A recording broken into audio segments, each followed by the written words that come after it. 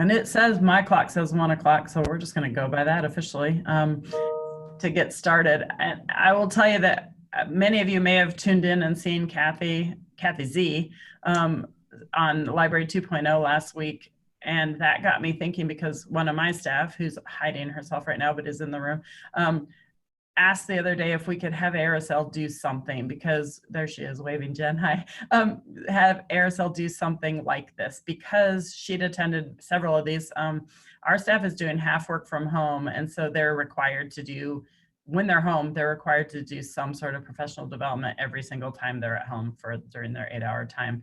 And so as part of that, she was saying some of the stuff she's tuning into is so nationally, on the national level for large libraries, and wouldn't it be nice that we could all get together?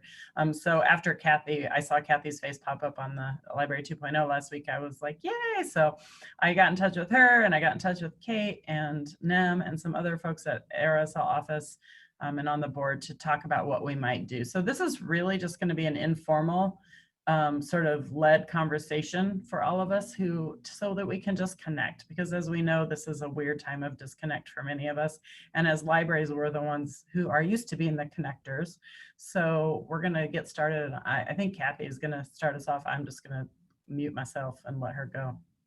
Oh, thanks, Jenny. So, you know, we really want this to be a roundtable and share as much as possible. And depending on what happens today and the information that we share, hopefully we can do some more of these too, because as we all know, this is such an evolving situation. And what we're doing today is different from what I know that I did last week, and clearly what we're going to be doing next week. So I have some broad topics I wanted to just throw out and have just a little bit of discussion. And if we're not covering something that you want to talk about, that's really what this is all about too, because it's about sharing ideas or asking a question. And if we, meaning all of us in here, can't get you an answer, we can all put it on our list of things to do, right? And try to reach out and connect the dots a little bit more. So I have a bunch of different topics, but what I want to start with is really just reminding everybody that even though we are kind of some of us going into our second month of what's happening, this is still very new to us. We're still at the beginning, and everything we do right now is going to help build the future. And that's kind of the way that I've been approaching this, because I really need to stay positive, and I need to stay engaged in the work that I'm doing, you know, especially working from home and working different hours and doing things differently. I keep thinking about, what do I need to know now that will help me build what the future looks like? And some of those things are the services that we're offering. And I want to talk a little bit about what we are doing and giving to our patrons in this time. So one of the things that I will start with, and again, if anybody has some different services, enhanced platforms, or something that you are doing, that's what we need to see in that chat area right now. So even as I talk, go ahead and start sharing in that chat area. And if you also want to raise your hand, if you have something that you'd like to share with the group, then we can unmute you and do that as well.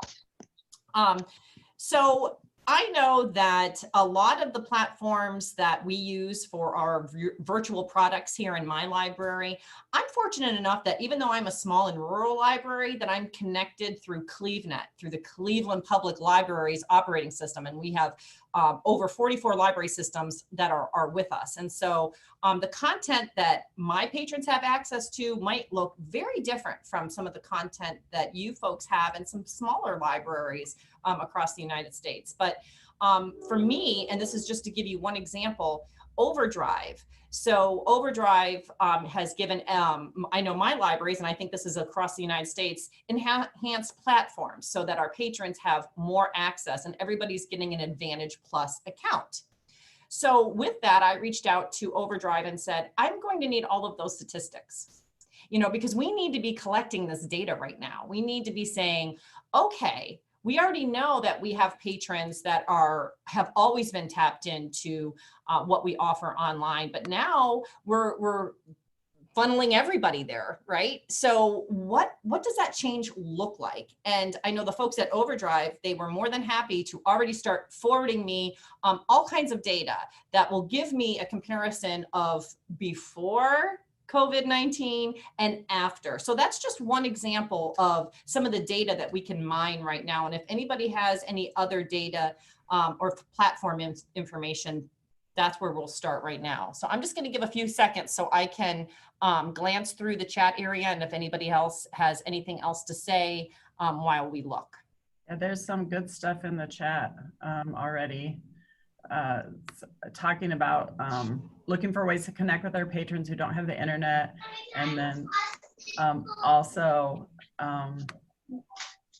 being afraid about breaking copyright. And there's a lot of information out there about that. So I would urge you to go and look through some of the stuff that's out there already being said about this. Our state has published some things in Iowa here. So they're using folk tales. It's Jennifer. I'm saying she's using folk tales and fairy tales thrice a week on her Facebook to do Facebook Lives. Keeping our patrons connected, especially if they don't have ways to connect online. They've been calling people. Holly said that they've been calling people to let them know that they care, and Jennifer also thinking about sending postcards to her patrons to keep in touch. And somebody else said they love that idea. Doing welfare checks on the phone like Holly. Also postcards is a great idea. Yes. Anyone who lives alone can give us their phone number, and we're calling twice a week. I have 4 volunteers who are being chatters. And then talking about Overdrive to offer online story time. We're working to get our foundation to approve emergency funds for Beanstack for those who have cabin fever. Sorry, I'm not getting everyone's names. I'm just kind of trying to read through these. And Patrick's sharing some copyright information with everybody in the chat right now. So that is something we can hopefully just copy, Kate, maybe, and we can send that out to everyone so they know if they don't have that. And then if you use E-rate funds, the FCC put out a notice last week clarifying that libraries can leave their Wi-Fi turned on in small towns. We are a small town, so I do talk to the patrons via the phone and distance. It's just still coming in. I'm just reading them as fast as I can here, you guys. If I miss any, sorry. So people can access from outside the library building. Yes, with the Wi-Fi, we've also done that. We've cast our net a lot larger for our Wi-Fi connection. And we started calling patrons yesterday too. And we're by far not one of the smaller libraries in this group. I'm at 19,000 currently, and they projected even higher than that. But we all know our patrons. And I'll tell you, our staff person who we put on board to do this called me yesterday, just like almost giddy after talking to some of our regulars. And one of our regulars who's in her 80s just said, wait, you're actually just calling me to check on me.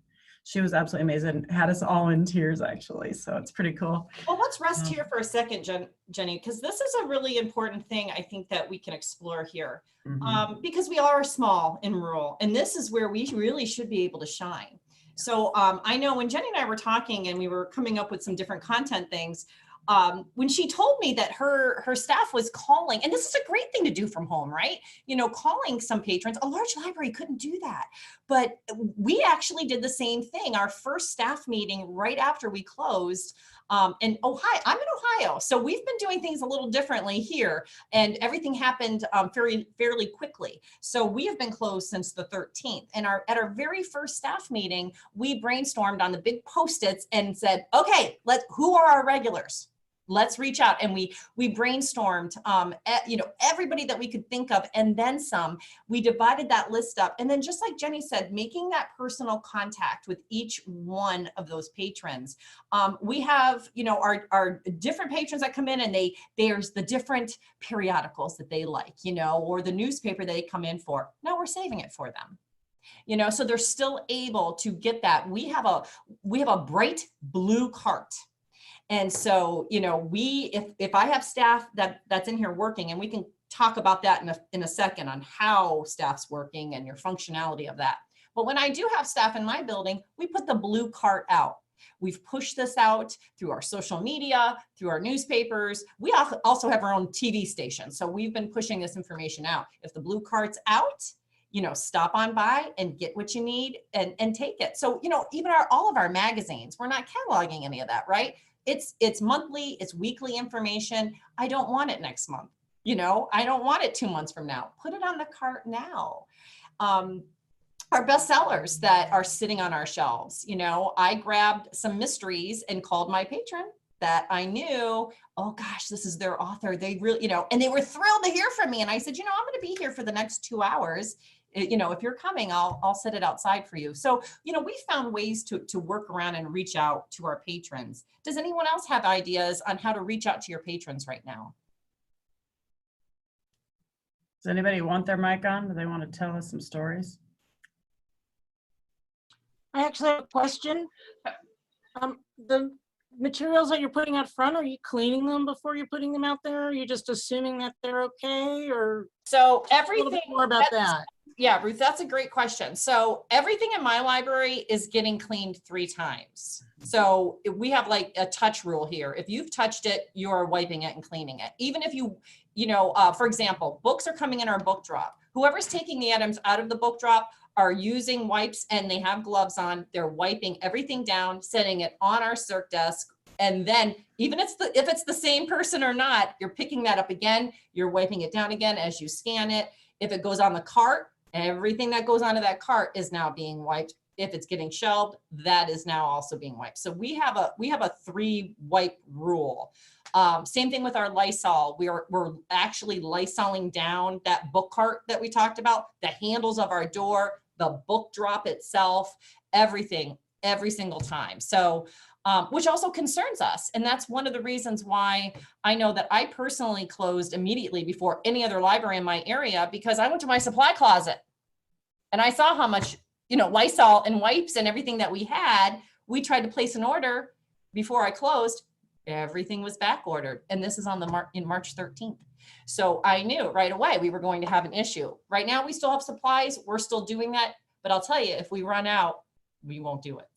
Yeah, we were fortunate enough to, our maintenance guy was on the hunt and he found a box of 1,200 wipes, which I thought was amazing.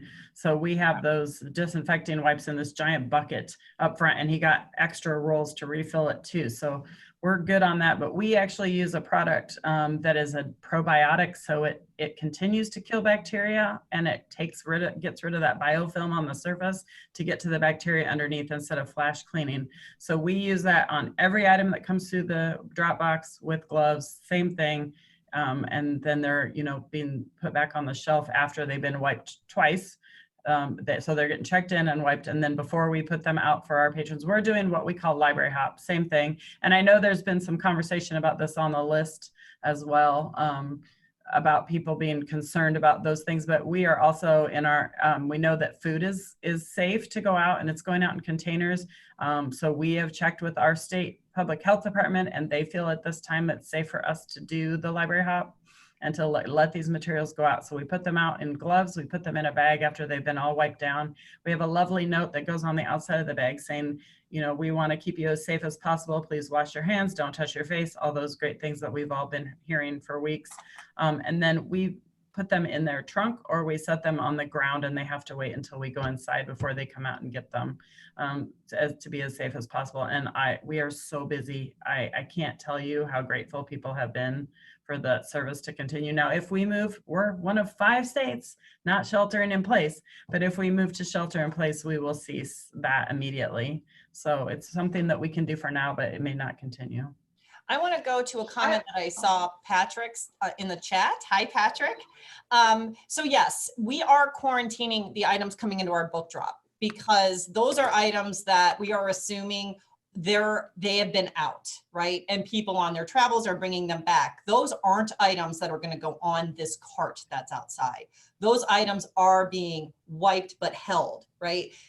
Because they've come from someone's home. So what we're putting out on our cart, we've had some new items that have come in and have been cataloged, those to certain patrons. And then also books from our book sale room, you know, things that we are newer, but we don't mind if we get back or not, and that have been sitting in that separate room since before all this happened. So that's how we're handling that. So there's also some comments in the chat. One question from Amy was, would there be an issue with privacy and confidentiality policies in contacting our patrons? We have staff doing it, not volunteers. I know some people are having volunteers do it. So I don't know as far as that goes. Does anyone have an answer to that? Can anyone answer that better than me? I mean, we would not give those numbers to patrons, but we're in a small, or to volunteers, but I think in a smaller community, sometimes some of those things are handled a little differently. Does anyone have comments about that? Well, I was, oh, sorry. oh, I'll let sorry, you go ahead.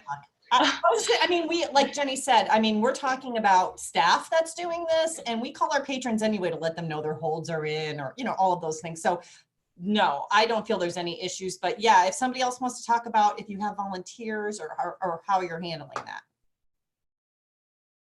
Well, this isn't like necessarily answering that question, but I was wondering, how do you choose? Are you just letting staff choose who they know who their regulars are in order to call them?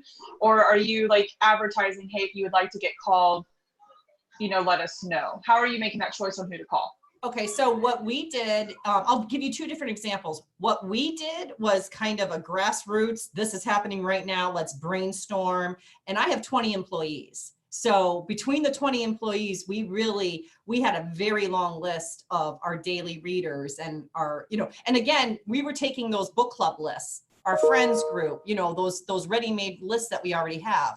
I have a sister library. One of my colleagues is in here, Nancy Logan, and we have a sister library, Kingsville Public Library in Ashtabula County, Ohio, and they actually ran a report. So they went in and actually pulled up data of their top patrons, you know, with most circulated items, and they were able to pull a list from that. So there's many different ways to get that.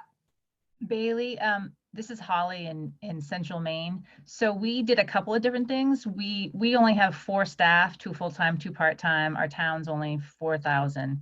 So we made a list first, but then I actually advertised it in the newspaper saying, if you would like to be contacted, if you know someone that does, then let us know. And we just started working from home yesterday. Our stage is sheltered in place as of today. So I brought the list with me, and you know, we called everybody this week already, but next week we'll start over on the list and to add some more people. Oh yeah, I love that idea. Yeah, I'm interested to know if you have people who have contacted you from your ad in the newspaper or your mention in the newspaper. That's just not cool. From the paper, but several people have emailed us mentioning, oh, by the way, this other person might want to be called too. So that's great. And there are some that don't want to be called, but they like to be emailed. You know, just like us, sometimes we don't really want to talk to people, but we still want to be in contact with them. So yeah, it's really nice. I love it. I've always felt really connected with this community, but now it's even more so. And I'm going to cry. Sorry, I've been very emotional. I know. It's now we have a bunch of stuff going on in the chat, so I'm trying to catch up with it. One of the things was talking about how we're cleaning pages. And again, I think Kathy already kind of covered that with saying that she's quarantining the stuff. Now, everything that I've read, I have not had it. I've had people saying they're concerned about this, but everything I've read and what we've gotten from public health has said that this is not a huge concern. That this way of transmitting is not a huge concern, that the amount of germs it takes and the concentration in the droplets and stuff is different from on a surface. So, and I asked if anybody had anything to refute that. I have never seen anything yet, and nobody responded to me to tell me that they had. So I'm still looking for that. But we are not doing the quarantining, but we're not turning over, you know, the amount of materials turning over is so low that, and we're wiping it. Like I said, we're getting that 3 wipe on the everything but the pages. So we are hoping that, and like I said, we've gone by the state library guidelines and the public health guidelines. I am kind of late, so could you give a link to the product and name? Are you, and I don't know if that's for me, Agra, if it is, Agra Director is what it says. So I don't know if that was the product you were talking about, mine, and the product is called Crisal. It's CHRISAL. It's a pricier product, but we've been using it for a couple of years because it's safe. You actually, when the guys who sell it to me work for a company called EcoCare here in town, but he told me that you could actually drink it, and I did taste it. It's not very good. He was surprised that I tasted it, and then he got to know me a little better and realized that that would be something I would do. It doesn't taste good. You can spray it on your this is really cool, like hotspots on your dog or cat. You can spray it on there and it actually heals them. It's got lots of cool effects, and it is hospital grade, but it's from Belgium. So it is not whatever they call approved over on our side of the island here in America. But we love it. And you can do all sorts of fun tests and biotests with it that it kills bacteria. For the record, ARSL is not endorsing any of these products. No. However, Jenny, I suggest you put in the chat what that is, because I'm sure you've got a few people curious. Yes, I'm sorry, no endorsement. I only say it because I like that it's safe for anyone to touch. It's not like a chemical thing where people shouldn't be having their hands on it, so our volunteers can use it safely. Yeah. Talking about public health in East Washington wearing gloves to use the book drops. Yes, we require gloves, and they're disinfecting and quarantining for 9 days. See, this is the stuff that we are seeing, you know, coming out from all over because no one really knows what the heck's going on anywhere. It's kind of crazy. I think it's good to get those guidelines, and I wish all 50 states could find a page and stay on it together. Yeah, you know, and I kind of think this is a good way to transition then to talk about our communities and where our communities are at right now and the role that the library is playing in that communication. And I'm just interested to hear how many of you and how many of your libraries are really networked into your community so that you were maybe part of a team helping make decisions for your community, or, you know, a partnership that, you know, you were able to work together to help maybe lead through this process. I'm curious to know how many of us are, and you can put it in that chat, or if you want to unmute to talk about what your journey looked like. Because I am curious to know our position as small and rurals within our community, especially in a time where we're under a national, you know, pandemic crisis. See, Jane says, I'm on my own. Oh, Jane, yes, I know, that's tough. My name's Kara. I'm new to ARSL. I'm here in Colorado, Lyons, Colorado, in the mountains between Boulder and Estes Park, which is Rocky Mountain National Park. We were the first library public in the state to go down, and I was the first one to shut off Courier, given all of these concerns about object transmission. And I made that decision that's now been followed by every public in the state, based on my board president retired out of student health at Cornell and helped manage the H1N1 outbreak there. And our mayor is a closed room pharmacist. And so they both had some pretty serious concerns about transmission, and knowing that on March 13th here in Colorado, yes, there were cases, but it wasn't going to get any better for a while yet. And so we just made the decision to, you know, stop. And now, of course, we're sheltering in place statewide. Our county actually went before the state did. And for us, we got looped in with, you know, this is a small town community of about 4,000. And we were kind of looped in from the get-go with town government, the school superintendent, the postmistress, the fire chief, the sheriff, I have to be missing, the food bank director, us. And it just kind of was to help keep us all on the same page and keep us communicating, and to see how we could kind of all continue to support each other and really present consistent, you know, messaging on a kind of united front. And for us, there are no cases in the community, and we want to keep it that way. And it's this kind of, you know, it will take all of us working together to, you know, and I joked, it was like, well, we're an attractive nuisance because, you know, we're well supported by the community in our decision because everyone trusts the decision that we're making. But I'm sorry, quarantine was made for reading.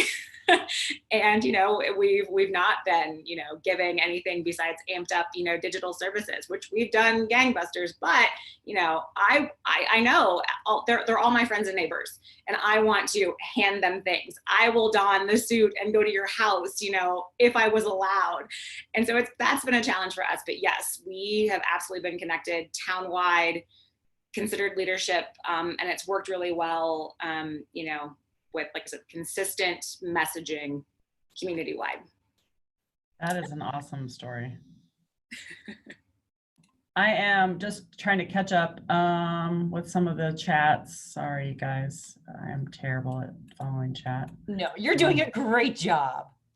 Well, Kara, that's a great story. And I think that, again, going back to what I said at the beginning, when we are at the beginning and we're going to try to figure out what the later looks like, I think this is a good time to journal and document the path that your city has taken, and to jot some of that down. Use some of that information later to build the partnerships that might be lacking. You know, some of those things are coming to light, where there may be an organization in your community that really isn't on board with what's happening, or kind of going rogue, or maybe doesn't have a sophisticated understanding. And again, I think we're going to try to build the new normal. So that was really the basis of my question. I really wanted to know how we are all connected, and if there's potential there to even grow that further. I want to, sorry, go ahead. Yeah, I was just going to run through some of these. Yes, right ahead. As a municipal department, we were called on to facilitate communication from the city. That was Judy.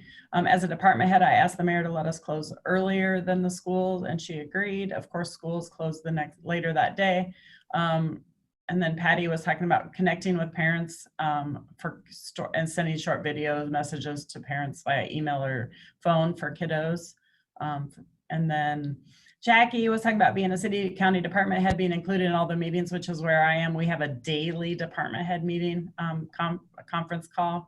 The library was the first one to have a plan. Fortunately, our city administrator called on us to create a plan within the first couple of days. Every department had to provide a plan, which I loved. No one else in leadership was taking this seriously. She said they weren't even mentioning or discussing the situation. She offered ways the library could help. That is awesome. Yeah, so, you know, one of the things I see in my community right now is, you know, for so long, the library, we have seen the gap, filled the gap. And so I learned very quickly, I don't think that's a model that we can sustain anymore. You know, there are some social service needs that have bubbled up to the top of my community that we can't forget about when this is over, and they need to be addressed. One of them is, you know, food insecurity and food shortage and access to food. Just to give you an example, I heard of there's a local food pantry, and they, of course, were closed. They were going to serve their clients, but you had to come in your car and stay in your car, call them and let them know. And I'm looking at the PR they're pushing out going, whoa, those are all barriers. They're all barriers. You know, so we put a blessing box out in front of our library, a big clear plastic tote, and we're filling it. The Friends have sponsored this, and we're keeping it filled with non-perishable food items. And so we've created a partnership with our local grocery store. I call and say, hey, can you gather up $100 worth of items? And we've been keeping that stocked. I personally have witnessed people walking, not in a car, they're walking through the community, they're coming, they're taking just what they need, just like our little thing says on it, putting the lid back on and walking away. So I feel that it's just one little way that we can help, you know, with some of these gaps that we see. Again, we know our schools are closed, right? For the most part, yes. And so, you know, I'm curious if children are to be doing work from home, then what does that digital divide really look like? You know, in each of our communities, we know it exists, and this is huge for rural and smalls. And so I want real numbers, and I'm excited to finally get those. You know, as far as devices and access. And really, I think a push that when we're on the other side of this, we all should be thinking about, you know, the internet as a public utility, as opposed to a luxury, and maybe getting behind some initiatives that will support that. Any thoughts on any of that? Or even other ideas on how you're serving the community, and maybe in some other ways that you didn't expect to? So we're picking up big packs of like packaged snacks at Costco, and including those in some of our library hop to try to help people out who may not have and just making little packages. And then if somebody calls and requests it, they can just get the package. That's coming up starting next week. I I'd be curious at what others are doing too. And fortunately in Iowa, our school, in Iowa City, our school district is actually providing lunch and breakfast daily to any child in the district. No questions asked, that they don't have to qualify for free and reduced lunch. They can just go and get lunch and breakfast. So they're at least getting a couple of meals that way. What about others? What are we seeing? And there's also talk about the census. We should definitely get that on the docket for a conversation for sure. This is Patty from Kansas. The discussion about the IMLS money has, of course, that's on our minds. And one of the conversations, our state librarian has reached out to the directors of our regional library systems to ask what is most important. And across the board, it is broadband to rural areas. So hopefully, if that money does funnel down, that's what it funnels down for. And from listening to all of you, that's what it sounds like we all need.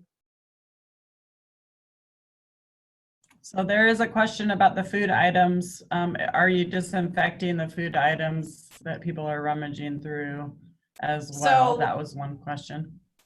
Yeah, I mean, to the best of our ability, when we fill it, we're wiping down the items and putting them in, but it's kind of like a buyer beware type of thing. We're here limited anyway, but it's disinfected when it goes in.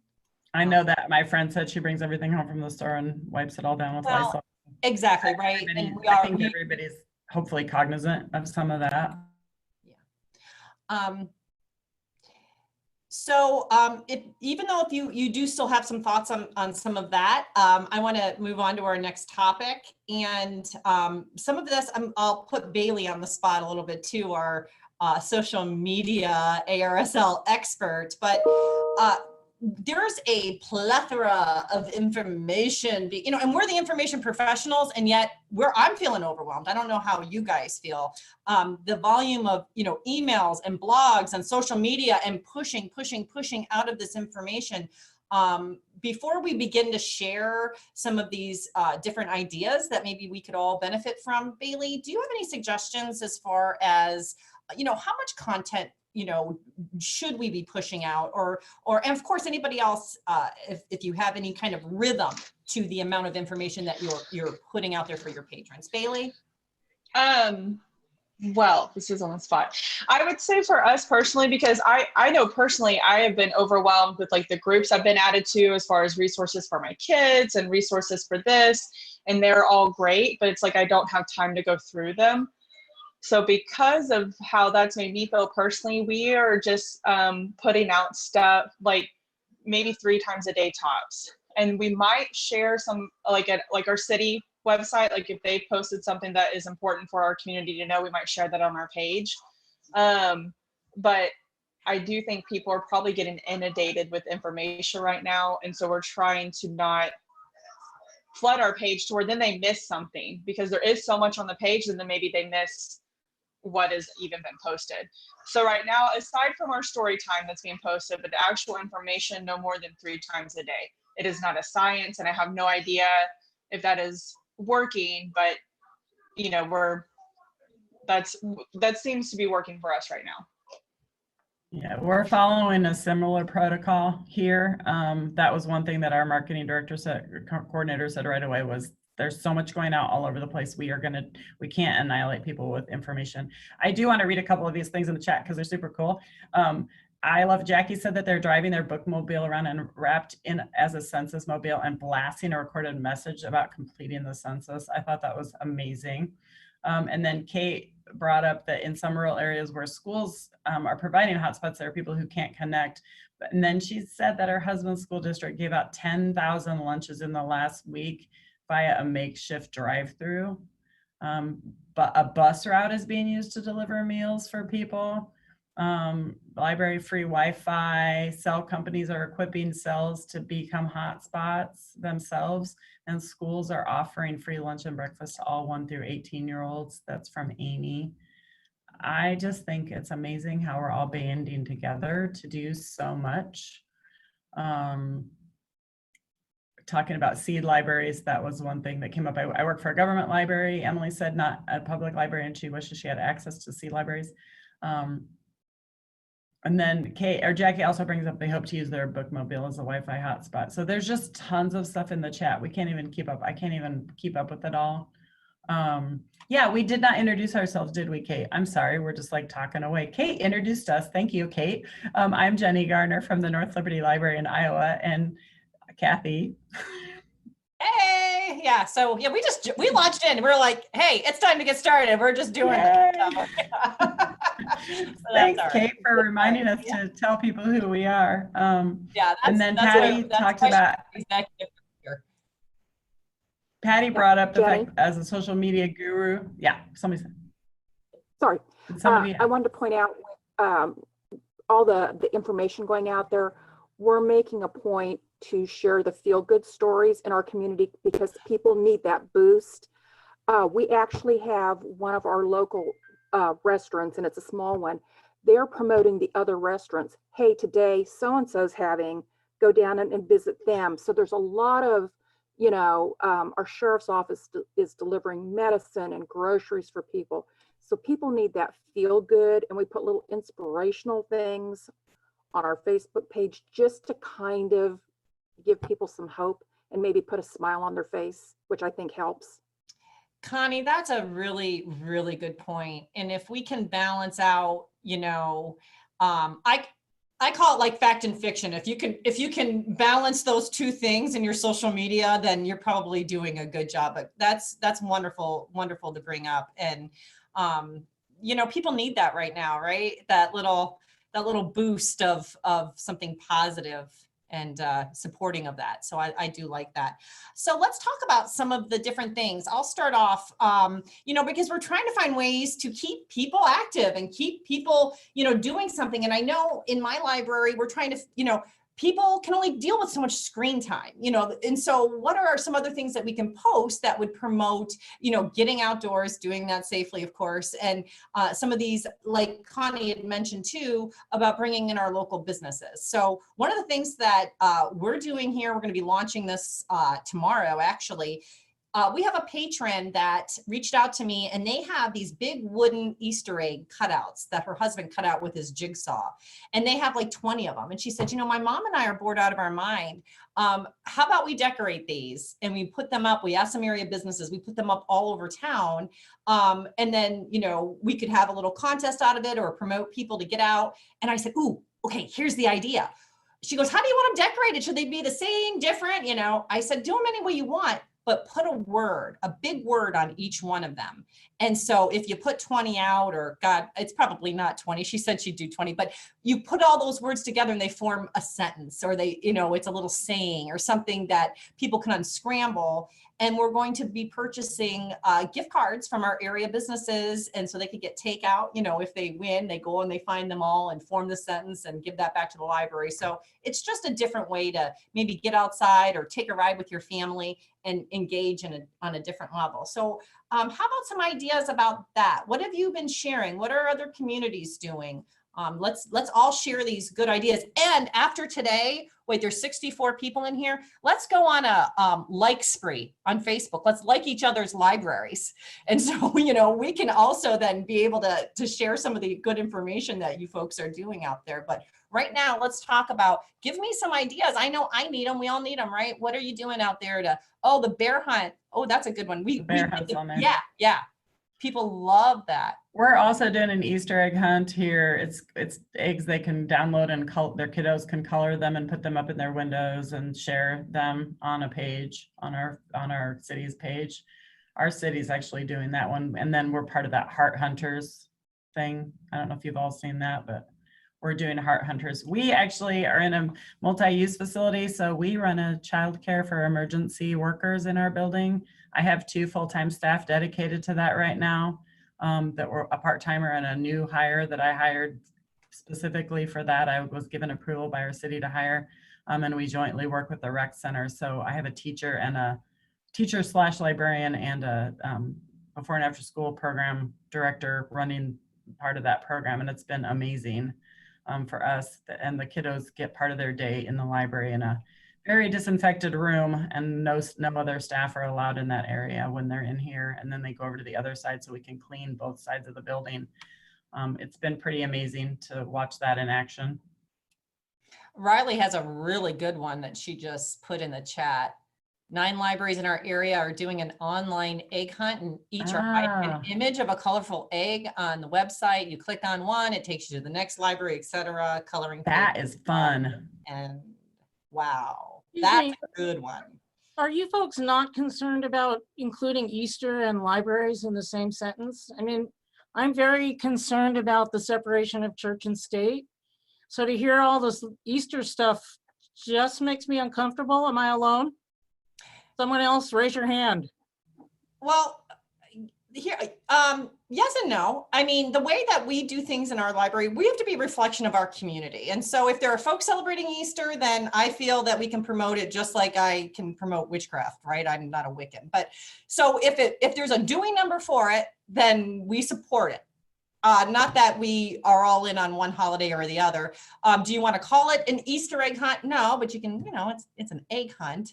And at the end of the day, I think we're all doing the best we can, but you got to be sensitive to your community and do things that that is a reflection of your community as well. Other thoughts on this? I think you said it well. I think at least from what I've learned in the few years that I've been working in libraries is that just knowing your community has been huge. Because even my community in Tennessee that I first worked at compared to the community now here in Oklahoma, there's still big differences in what I guess would be acceptable or beneficial for the library to support.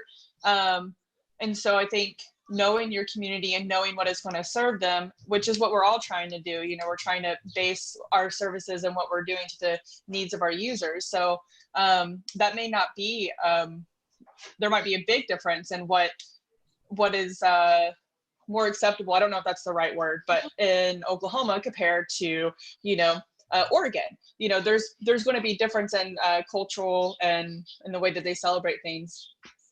Yeah. It reminds me of every year we have the end of the year staff celebration get together, because it's not a holiday party because I have staff members that do not celebrate any holidays. So, we just find ways to make it all, inclusive. And, my motto is, we always try to make the most people happy. And whenever you do that, that's not everybody. That's what we do, right? We try to make the most people happy and it always leaves somebody out. But at the end of the day, we're all just trying to do the best we can. But obviously, to be sensitive to that, do what you feel comfortable with as well. If you're the director or the person in charge of programming, then the buck stops there. Do what you want to do and what you feel is best. I like Jennifer commented and said we used eggs last year in the spring hidden under the library for National Poetry Month with poetry lines in them. We didn't call them Easter eggs, but some of our patrons did. We used them into May. They are representative of new life, which also matches spring, not eggs, not only used for Christianity. And I think I used the word Easter, but I'm not sure that our city did. We're personally not in charge of that one, but our city did it. I'm not sure if they said eggs or Easter. I'd have to go look now. Somebody else just suggested you could do something that's from your area, like a moose hunt or a bear. That's what Holly was bringing up. So there's all sorts of ways we can do things that are, like you said, reflective of our community. Sorry if my phone was ringing in your ear. I don't know how to stop it. Spring Spree, Kate mentioned holiday decorations policy is one that Patty brought up. She has a link to a policy for holiday decorations. We typically do decorations for all the holidays at once. I'm muting, so hopefully that'll stop my sound. Okay, so you can go ahead and continue to share as they pop into your mind. You didn't know our agenda, so you may just be thinking of things when we go on, and that's fine. Get them into that chat area so we can capture some of that information as far as just sharing ideas. But I'm going to go ahead and move into our last segment here. So in thinking about what the new normal is and anticipating opening again, moving forward, what's going to be different? What's new? What are some of the things that we need to be thinking about? What have we forgotten? What's important to mention? I don't have the answers right now. This is going to come from you guys. What do we need to know? I'll start you off. This is one thing I do know. I need data.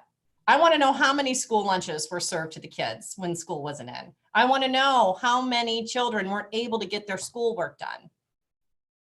You know, I want to know what how many folks were able to get food from the food pantry. My city manager told me that we have a record number of low 911 calls, when in fact they thought that would increase when we were sheltering in place. I need data. That's what I'm going to need to move forward. All kinds of data. What will you need to reopen? What kind of information will you need? What will you do differently? I got a whole bunch of stuff in the chat. Summer reading program, that's going to be different. Also encouraging using different materials for design, such as newsprint, cutouts. Oh, this is, not everyone has papers and crayons. Definitely continuing online story time, because some of our patrons have commented that they really like that. They could never be there before for it.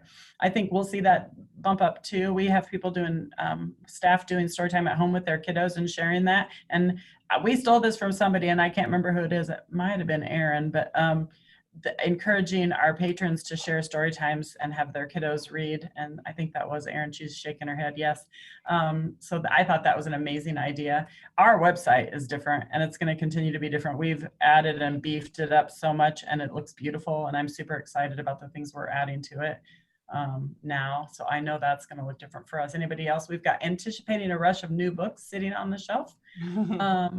Need to invest more heavily in hotspots and not planning any for the foreseeable future.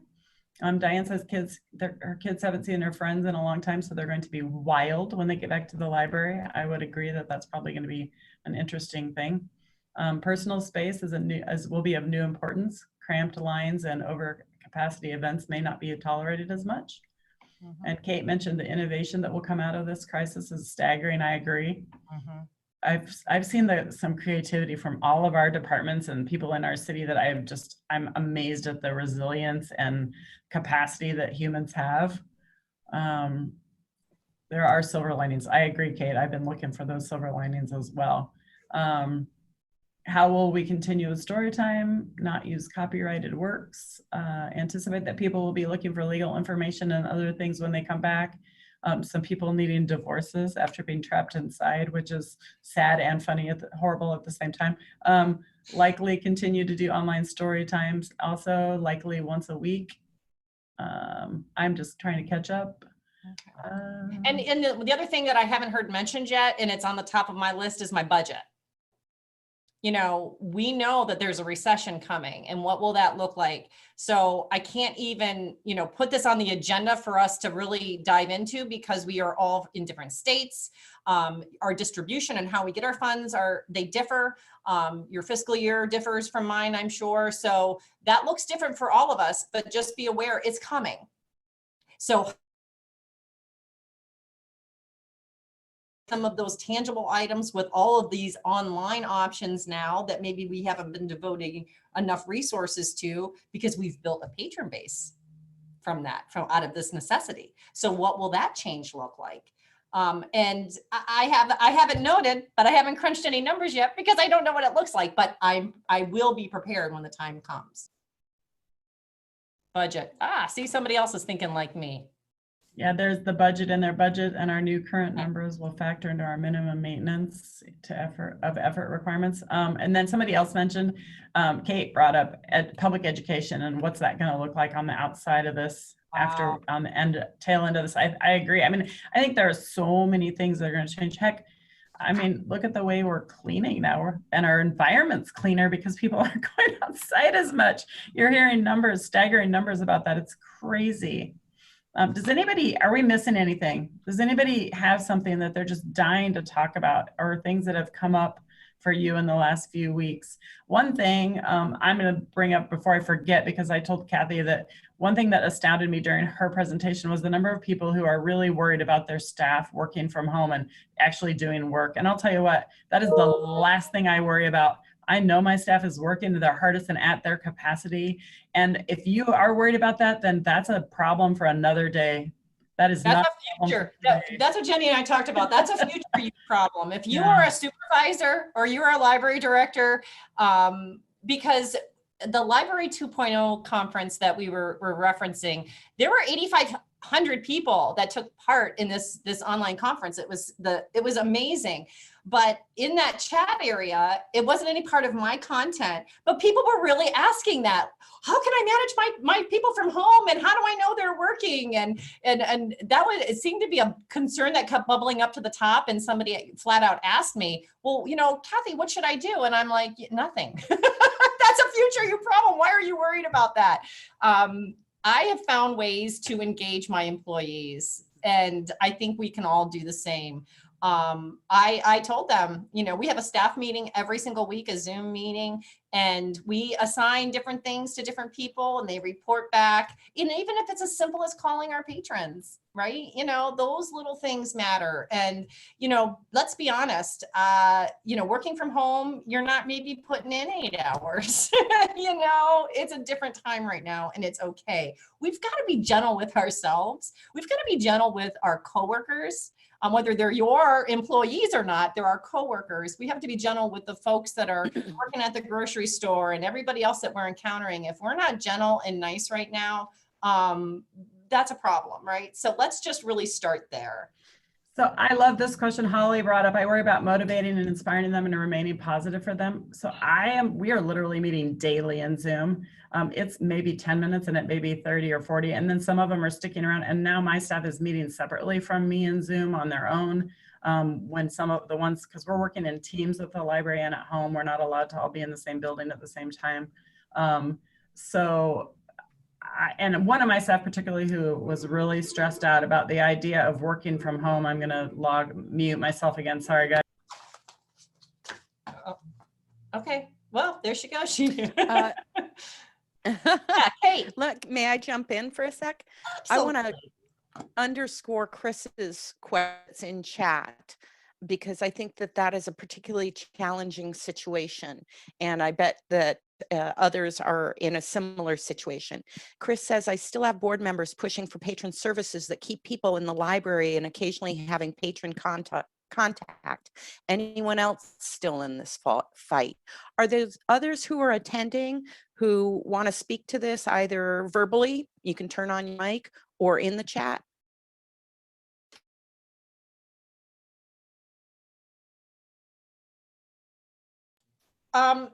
I'll lead off, and if somebody else wants to pop in.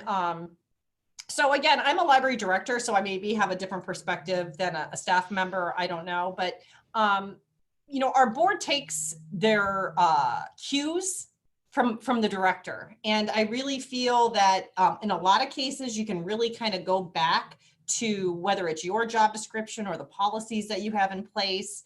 And gosh, policy is another one, right? We'll all be rewriting policy. It's insane. But, I think they take their cue from you as a director or whoever your director is. And so, I'm sorry, at some point in time, leadership sometimes means being the bad guy to say, I'm not going to put my staff in harm's way. If especially in Ohio, my governor is telling us to shelter in place. We are a non-essential, deemed a non-essential business, which doesn't hurt my feelings because I know I am. And the work that I'm doing is essential though, because my staff needs to be paid. I still have work that my homebounds are still being delivered. We are our prison. We have a medium security prison. There's 1,800 guys that rely on my library and our daily delivery of materials. That hasn't stopped either. Haven't addressed it here today because that's a topic for another day. We also service the school library. So we wear a lot of different hats. And so, it looks different, but I think leadership sometimes means I'm not doing it and stand in your ground.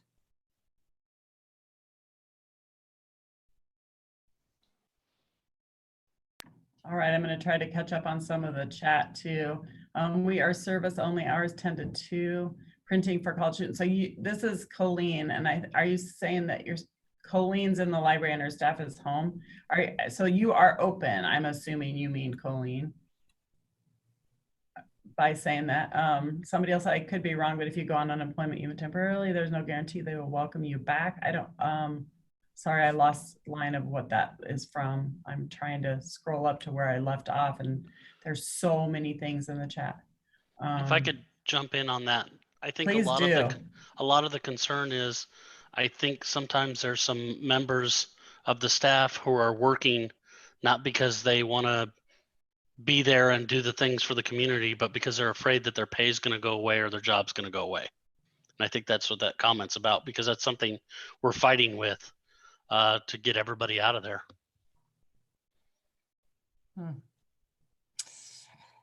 Yeah, I mean, we're in the eye of the storm, so it's hindsight's a great thing. You know, when we're through it, we're going to have all the answers and all the data and all that stuff that we love so much as librarians. You know, we're in the eye of the storm right now, so it's kind of hard to see the path and what it is, and to unravel everything and to disseminate all of that when it's done. And it's kind of just even like today's touch that we're doing with our ARSL members. This is just, you know, tell us what these concerns are. We wanted to hear some of these topics and some of these concerns so we could log them. So our team and our board at ARSL can dive into this a little deeper too, and to help you. That's what this organization is all about. And so as we continue to move through this pandemic, as we continue to build the new normal, you know, every day at 2 o'clock, we get the update in Ohio, you know, and so it changes. You know, there are different directives that happen, different orders that happen. And so it changes every day. And please let us know what these are. You can email, I'm gonna say right now, info@ARSL. Kate, yeah, I mean, we want that information, whether you're putting it in chat today, which we are collecting all of this information, or as you come across these hurdles, tell us what they are. Info@arsl.org. I didn't put the org on there. Thanks, Kate. It's all in there, that chat. But let us know. And it's not that we have the answers and we're going to be able to say, oh, this is exactly what you do. But it's a place to gather together. So with that, when we are emerging from this and we're building our new normal, we're putting your voice into this. And that's going to be very important as we move forward. We have a 3-minute warning bell. We're trying to keep this to an hour, so we're respectful of everyone's time. This has been super amazing. I love seeing all your faces. I want to add that Kathy and I kind of talked that this could be a weekly thing. We could, I mean, and we'll try to see if there's times that might work better for other people, but this seems right now, who's got much to do? We can't meet face to face with anyone. So here we are. There's all sorts of, there's more stuff in the chat. Hopefully we can get it out. Kate, do you want to just talk about what your message says? Because it's scrolling down so fast, I'm afraid I won't have time. Yeah, this was pulled together very quickly, as Kathy and Jennie mentioned, thanks to our ARSL leads of our marketing and advocacy committees and the ARSL office. And talking about, we're hearing that people are inundated with information. Suddenly everybody's moved online. On the other hand, we have these common interests and challenges in our small and rural libraries. We'd like to know if it would be helpful for folks to have some regular open houses like this. Would that be weekly? Would it be bi-weekly? What would be most useful to you? What would be realistic enough and not too much? Go ahead and put your answer in chat, unless you have more involved comments. Okay. Great. Hearing weekly or bi-weekly. Okay, this is great. And again, info@arsl.org. If you ever have an ARSL question, you're not sure who to ask or where that belongs, send it to info@arsl.org. That email inbox is monitored Monday through Friday, all day long, and we route it. We respond to you and we route it to the right people, the right leadership, the committee chair, the comms planners, whomever. So when in doubt, just remember that one. And I'm going to put one more thing in the chat just for fun. Take it away, Jennie. And I'm going to say cheers to Nem and Kate for all their work and routing all this. And from the ARSL office, see Nem's thumbs are up. Those are our people working behind the scenes to keep us rolling every day and to keep us all on task. So thank goodness for them, because we're kind of wild squirrels, or at least I am. And Kate put some disinfecting stuff down there and positivity as well. I think this is great. If anybody else is interested in leading one of these, feel free to email me or call me or Kathy. or email ARSL office and they can get that to us. But going forward, it's not going to be the Kathy and Jennie show, I'll tell you that. So no, and you know what? I just want people to know you're not alone, right? You know, Right. like anything, any question that you have, you're not the only one, you know, so just reach out to us and we can continue to just put it into this think tank and help you solve your problems and help you get over some of these hurdles and take deeper dives into very narrow topics in the same platform. If that's what we, you know, this has been a kind of a, hey, we're going to lead you through this and throw out some ideas. But as we kind of continue, we can take some deep dives into some tough conversations and help you get the talking points that you need to be able to be the best you in your library, in your community. That's our goal. Yeah. Just breathe. Everybody breathe. Big, deep breath. Thumbs up if you're feeling good, hopefully, or just thinking. And feel free to reach out to. I love talking libraries. I will talk libraries all day long with any of you. My cell and my work email are listed on my signature. So anytime. Thank you all for joining us today. Thank you. Hopefully we'll see you again another week. Stay healthy and safe. Bye, guys.